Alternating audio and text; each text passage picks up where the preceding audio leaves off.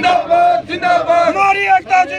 City big news देख रहे हैं आप और कैमरे के पीछे अमित असीजा। इस वक्त जहां पर मैं मौजूद हूं वहां पर इतने सारे किसान मेरे इर्द गिर्द खड़े हैं और इनके पीछे खड़े होने की वजह मैं आपको बता देती हूं। अभी कुछ ही समय पहले भाजपा कार्यालय के सामने किसान नेता दर्शन पाल का और जो है पंजाब के मुख्यमंत्री कैप्टन अमरिंदर का पुतला फूका गया था। तो आपको बता देती हूँ यहाँ पर जो है किसानों ने भी अपनी रणनीति बना ली है और अब भाजपा के राष्ट्रीय अध्यक्ष जेपी नड्डा का पुतला ये फूकने के लिए जा रहे हैं, वो भी भाजपा कार्यालय के सामने। जान लेते हैं कि आखिरकार पूरा मामला क्या है। दिलबाग जी, मुझे सबसे पहले ये बताइए कि आगे जाकर के आपने रणनीति बनाई है कि जेपी नड्डा का पुतला फूका जाने वाला है।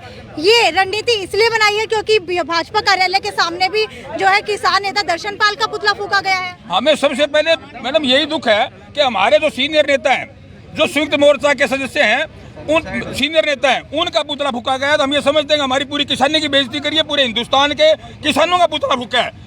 तो हम ये ऐसा नहीं होने देंगे। आज उनके दफ्तर के सामने ही हम जेपी नड्डा और दूसरे जो यहाँ के अध्यक्ष हैं धनखड़ जी, उनका पुतला फूकेंगे, लेकिन अनुशासन में रह के, बिल्कुल कोई कानून हाथ में नहीं लेंगे।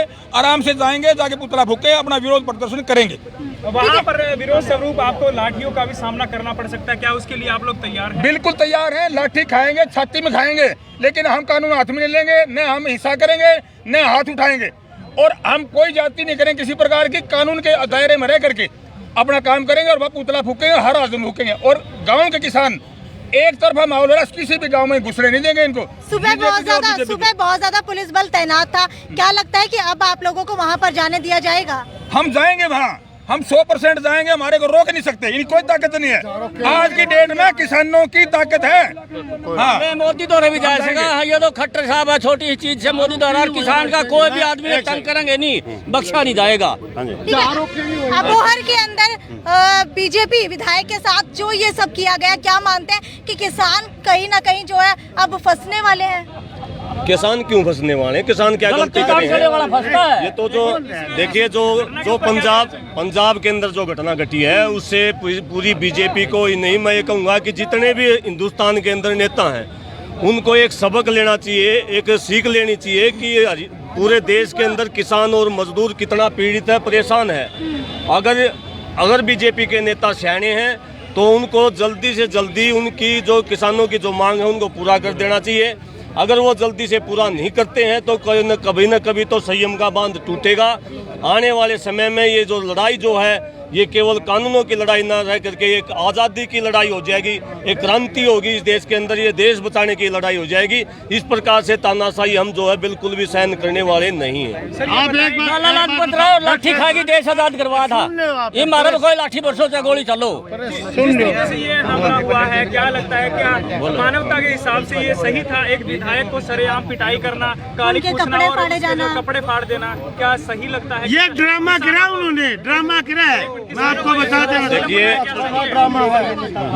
मानवता के हिसाब से जो है, नैतिकता के हिसाब से किसी के कपड़े नहीं फाड़े जाते। लेकिन मैं ये कहना चाहूँगा कि जिस तरीके से पिछले 125 दिनों से किसान और मजदूर के साथ बीजेपी के नेता बिहेव कर रहे हैं, मैं ये समझता हूँ ये कपड़े पहने हुए भी नंगे हैं और नंगों के कपड़े उतारने में कोई आपत्ति नहीं होनी चाहिए, क्योंकि इन्होंने सारी मर्यादाएं तोड़ दी। जिस प्रकार से 300 किसान शहीद हो गए, एक बीजेपी का नेता मजाक बना रहा है कि मर्जी से मर रहे हैं, एक भी बीजेपी का नेता एक शब्द तक नहीं बोल रहा। जिस प्रकार से इनका व्यवहार जो है किसानों के प्रति, कभी खालिस्तानी कहते हैं, कभी पाकिस्तानी कहते हैं, जिस प्रकार से देश के नागरिकों के प्रति इनका व्यवहार है, उस व्यवहार से ये लगता है कि ये वास्तव में कपड़े पहने हुए नंगे लोग हैं और नंगियों के कपड़े उतरने में नंगा होगा उस तक ज्यादा। ये बताइए, दर्शन पाल का आज पुतला फूका गया है, भाजपा वाले लोग कह रहे हैं कि दर्शन पाल की अगुवाई के अंदर ही जो किसानों का एक गिरोह है उसने ये काम किया है, तो कितना मानते हैं कि दर्शन पाल जी ने उनको संदेश दिया था ऐसा?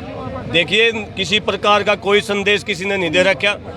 जो पूरी की पूरी जनता जो है अपने अधिकारों के लिए लड़ रही है, किसान मजदूर को एक एक आदमी को ये पता चल गया यहाँ कौन सा संयुक्त किसान मोर्चा खड़ा है। आज के दिन किसी और गांव में चले जाओ, आप कहीं चले तो जाओ।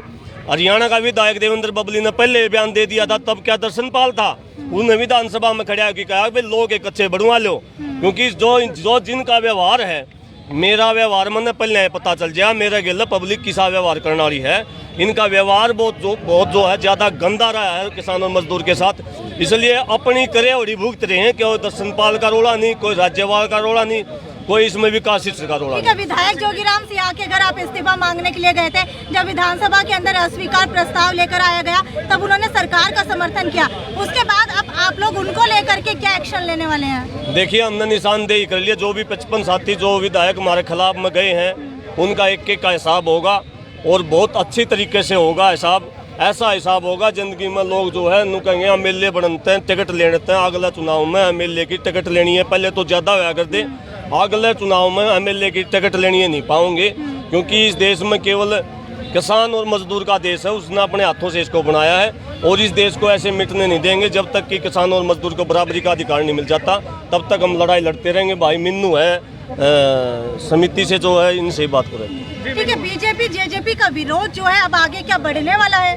देखो मैम, ऐसा है कि इससे भी और ज़्यादा युवा साथी हैं जितने भी हुए और भी ज़्यादा मिलने किसान मोर्चा से मिलने के ज़्यादा इच्छुक हैं और इससे ज़्यादा बढ़ चढ़ कर भाग लेंगे और ज़्यादा से ज़्यादा विरोध करेंगे। हाँ, मुझे ये बताइए, गुरनाम सिंह चडूनी ने कल आकर के कहा था कि अगर भाजपा विरोध प्रदर्शन करती है तो किसानों की तरफ से कोई एक्शन ना लिया जाए। अब आप लोग जाकर के वहाँ पर पुतला फूंक रहे हैं, क्या ये संयुक्त मोर्चा क्या अवहेलना नहीं होगी? देखिए, संयुक्त किसान मोर्चे का सीधा और स्पष्ट फैसला है कि जेजेपी और बीजेपी के जो भी सामाजिक राजनीतिक प्रोग्राम होंगे उनका विरोध जो है किसान करेंगे। वो गुरनाम सिंह चडूनी का अपना खुद का सुझाव हो सकता है, खुद का फैसला हो सकता है और हम ना किसी टकराव के लिए जा रहे, ना कोई युद्ध लड़ने जा रहे। हमारा लोकतांत्रिक अधिकार है, संवैधानिक अधिकार है, विरोध जताना हमारा संवैधानिक अधिकार है। विरोध जताने के लिए हम बीजेपी के ऑफिस के पास में जाके न जो बीजेपी का जो राष्ट्रीय अध्यक्ष है जेपी नड्डा, उसका पुतला फूंक करके हम अपना विरोध जताएंगे और सरकार को ये बताएंगे कि जितना जल्दी हो सकता है किसानों की आवाज़ को सुने, मजदूर की आवाज़ को सुने, किसानों को संयम खोने के लिए मजबूर ना करें। तो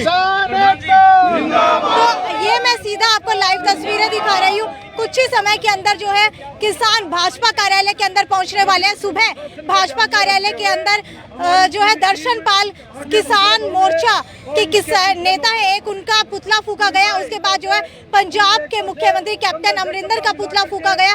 अब उसी को लेकर के किसानों ने क्रांतिमान पार्क के अंदर रणनीति बनाई है और अब किसान भी मिलकर सारे के सारे सिरसा रोड के ऊपर से हिसार जिला के भाजपा कार्यालय के अंदर जाने वाले हैं और वहां पर जाकर के भाजपा के राष्ट्रीय अध्यक्ष जेपी नड्डा का पुतला फूंकने वाले हैं। हालांकि मैं आपको बता देती हूँ, अगर पुलिस प्रोटेक्शन की बात की जाए तो पुलिस 14 सेक्टर के पास से ही सारा का सारा जो वाहन है उसको रोक करके खड़ी हुई थी। हालांकि मैंने कुछ पुलिस कर्मियों से बात करने की कोशिश की कि क्या आप लोगों को सूचना है कि किसान यहाँ पर पहुँचने वाले हैं, तो साफ तौर के ऊपर मेरी बात को नकार दिया गया कि अभी तक कोई सूचना नहीं है।